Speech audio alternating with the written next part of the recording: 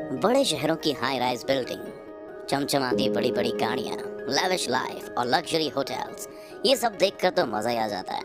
Startups के युग में सफल होते उद्योगपति और कल के कारखाने चलाने वाले इंडस्ट्रियलिस्ट देश के विकास की तस्वीर दिखाते हैं।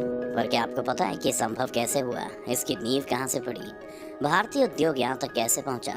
इन सभी सवालों का जवाब वो विजनरी माइंड है जिन्होंने गुलामी के दिनों से ही देश के विकास का रोड मैप अपने दिमाग में तैयार कर लिया था।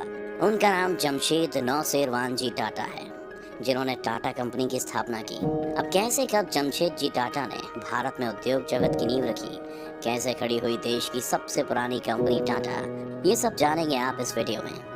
दोस्तों, ये जो मुंबई में होटल ताजमहल पैलेस है ना, वो अंग्रेजों के मुंह पर मारा गया एक तमाचा है। अंग्रेजों के मुंह पर यह तमाचा जमशेद जी टाटा ने मारा था। पर क्यों, इसके बारे में हम आपको आगे बताएंगे। लेकिन उससे पहले जानते हैं जमशेद जी टाटा के बारे में, जिन्होंने 1868 में टाटा कंपनी समूह की न केवल शुरुआत की थी, बल्कि गुलामी के दिनों में भी भारत और दुनिया को एहसास कराया कि स्वदेशी कंपनी से बनी चीज़ों का क्या मज़ा होता है। साथ ही ये भी समझाया कि उद्योग ही वो जरिया है जो किसी भी देश की तरक्की की राह खोलता है। तभी तो उन्हें भारतीय उद्योग का जनक भी कहते हैं। भारत के लिए 3 मार्च 1839 के दिन को शुभ कहा जाए तो गलत नहीं होगा, क्योंकि इसी दिन गुजरात के नवसारी में जमशेद जी टाटा का जन्म एक पारसी परिवार में हुआ। उनके पिता का नाम नुसीरवानजी टाटा और माता का नाम जीवनबाई टाटा था। उनके पिता अपने खानदान के पहले बिजनेसमैन थे। नियति ने उन्हें इस मुकाम तक पहुंचाने की शुरुआत काफ़ी कम उम्र में ही कर दी थी। तभी तो महज 14 साल की उम्र में ही जमशेद जी को अपने पिता के साथ मुंबई आना पड़ा, जहां उन्होंने बिजनेस में अपना पहला कदम रखा। बिजनेस में पिता का साथ देने के साथ साथ वो पढ़ाई भी करते रहे। जब वो 17 साल के थे तो उन्हें मुंबई के एल्फिंस्टन कॉलेज में एडमिशन मिला। इसके 2 साल बाद 1858 में ग्रीन स्कॉलर, जो कि एक स्नातक स्तर की डिग्री थी, उसे पास किया, जिसके बाद वो फुल टाइम पिता के बिजनेस से जुड़ गए। इसी दौरान उनका विवाह हीराबाई दबू के साथ करा दिया गया। इस बिजनेस के दौरान जमशेद जी टाटा ने इंग्लैंड, अमेरिका, यूरोप समेत कई देशों में ट्रैवल किया, जहां उनकी बिजनेस स्किल्स में काफ़ी बढ़ोतरी हुई।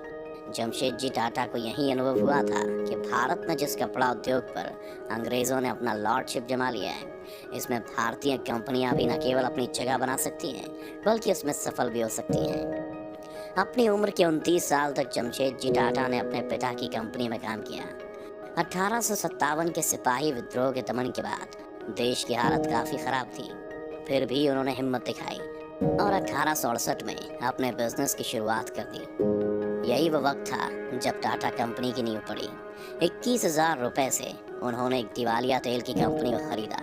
इसको उन्होंने एक रुई की फैक्ट्री में बदला और उसका नाम अलेक्जेंड्रा मिल रखा। 2 साल तक उन्होंने इस मिल को चलाया, फिर अच्छे मुनाफे से उसे बेच दिया। इन पैसों से 1874 में उन्होंने नागपुर में रुई का कारखाना लगाया। जमशेद जी ने इस मिल का नाम इम्प्रेस मिल रखा था। ये जमशेद जी की पहली बड़ी औद्योगिक इकाई थी। हालांकि ये 1869 तक भारतीय व्यापार जगत में टाटा परिवार को बैक बेंचर माना जाता था, क्योंकि टाटा समूह को उस वक्त छोटा व्यापारी माना जाता था। पर जमशेद जी की इस इम्प्रेस मिल ने सभी के भ्रम को तोड़ दिया। हालांकि नागपुर में कॉटन मिल खोलने पर जमशेद जी की काफ़ी आलोचना की गई थी, क्योंकि उस वक्त कॉटन मिल्स का गढ़ मुंबई था। नागपुर में कॉटन मिल खोलने के पीछे 3 वजह थी। पहला, कपास का उत्पादन यहाँ के आसपास इलाकों में ही होता था। दूसरा, रेलवे जंक्शन भी काफ़ी नज़दीक था। और तीसरा, पानी के साथ ईंधन यहाँ अधिक मात्रा में उपलब्ध था। जमशेद जी टाटा ने अपने कपड़ा व्यापार को सस्ता एक्सपोर्ट करने के लिए 1873 में एक शिपिंग कंपनी की शुरुआत की। इसके लिए उन्होंने लंदन से एनी बैरो नाम के एक जहाज को 1,500 पाउंड प्रति महीने के किराए पर ले लिया। वहीं जापान की निप्पॉन यूसेन काइशा लाइन के साथ उन्होंने इसके लिए टाटा लाइन की शुरुआत की। हालांकि ये कारोबार लंबे समय तक नहीं चला। उन्होंने देश में सिल्क उद्योग को बढ़ावा देने के लिए भी काम किया।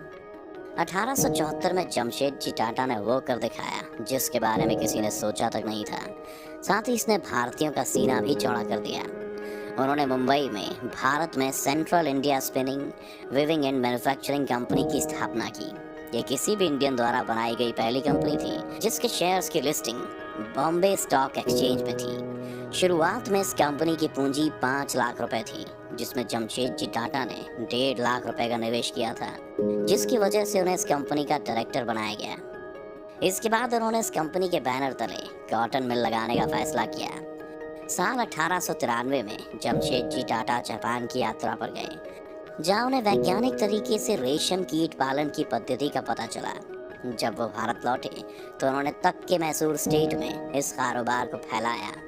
जमशेदजी टाटा के 3 बड़े सपने थे। पहला, लोहा और स्टील कंपनी खोलना, दूसरा, वर्ल्ड लेवल का स्टडी सेंटर खोलना, और तीसरा, जल विद्युत परियोजना की शुरुआत करना। हालांकि ये दुर्भाग्य ये है कि देश को काफी कुछ देने वाले जमशेद जी के तीनों सपने उनकी जिंदगी में पूरे नहीं हो पाए, पर इन सब का बीज तो वो बो ही चुके थे, जिसे पौधे से लेकर पेड़ बनाने का काम उनकी आगे की पीढ़ियों ने किया। जमशेद जी का एक ड्रीम प्रोजेक्ट और था, वो था कि भारतीय द्वारा एक भव्य और शानदार होटल खोलना। उनका ये सपना उनके जीते जी पूरा हुआ। इसके पीछे एक फेमस स्टोरी भी है। एक बार की बात है कि जमशेद जी बम्बई के सबसे महंगे होटल में गए, लेकिन वहाँ उनके साथ न केवल रंग भेद किया गया, बल्कि उन्हें होटल से बाहर तक निकलने को कह दिया गया। इस अपमान का बदला उन्होंने 1903 में मुंबई के समुद्री तट पर ताजमहल होटल पैलेस बनवा कर लिया। ये मुंबई की पहली ऐसी बिल्डिंग थी जहाँ बिजली जलती थी, अमेरिकी पंखे लगाए गए थे, जर्मन लिफ्ट्स मौजूद थी और अंग्रेजी सेफ भी थे। इस होटल को बनाने में 4 करोड़ 21 लाख रुपए लगे, जिसकी वैल्यू आज के हिसाब से अरबों रुपए थी। टाटा कंपनी के निर्माण के साथ भारतीय उद्योग में भी जमशेद जी का काफी योगदान रहा। उन्होंने देश को औद्योगिक विकास का मार्ग उस वक्त दिखाया था जब यूरोपियों को व्यापार में सबसे कुशल समझा जाता था। उन्होंने देश को उद्योग की दिशा में सफल बनाने के लिए इस्पात कारखानों की स्थापना की महत्वपूर्ण योजनाएं बनाई। ऐसी जगहों को खोजा गया जहां लोहे की खदान, कोयला और पानी एक साथ मिल सके। आज का झारखंड और उस वक्त के बिहार के सिंहभूम जिले में उन्होंने इस जगह को खोजी निकाला। आज इस जगह को जमशेदपुर के नाम से जाना जाता है, साथ ही इसे टाटा नगर भी कहा जाता है। साल 1907 में टाटा आयरन एंड इस्पात कंपनी यानी टिस्को की स्थापना यहीं की गई थी। दुर्भाग्य से जमशेद जी टाटा का निधन हो गया, फिर भी उनके मरने के बाद उनका ये सपना पूरा हुआ। टाटा पावर, जो आज हाइड्रो इलेक्ट्रिक यानी पानी से बिजली निकालने का काम करती है, वो जमशेद जी टाटा की ही योजना थी। इसकी नींव 1911 में रखी गई थी। इस प्लांट से मुंबई की बिजली की समस्या पूरी तरह खत्म हो गई थी और आज देश के कई हिस्सों में इसी प्लांट से बिजली की आपूर्ति की जाती है। अब ये जमशेद जी टाटा की सोच का ही नतीजा है कि टाटा ग्रुप्स ऑफ कंपनीज में आज 96 कंपनियां चल रही हैं और सभी बड़ी कंपनियां देश विदेश की ऊंचाइयों को छू रही हैं। आज उद्योग जगत में कई खिलाड़ी रेस में तो हैं, पर एक तरह से देखा जाए तो इन सब की जड़ों में जमशेद जी टाटा की मेहनत है। अब आप इस बात से कितना सहमत हैं, ये आप हमें कमेंट करके ज़रूर बताएं। अगर वीडियो पसंद आया हो तो लाइक करें और चैनल को सब्सक्राइब जरूर करें।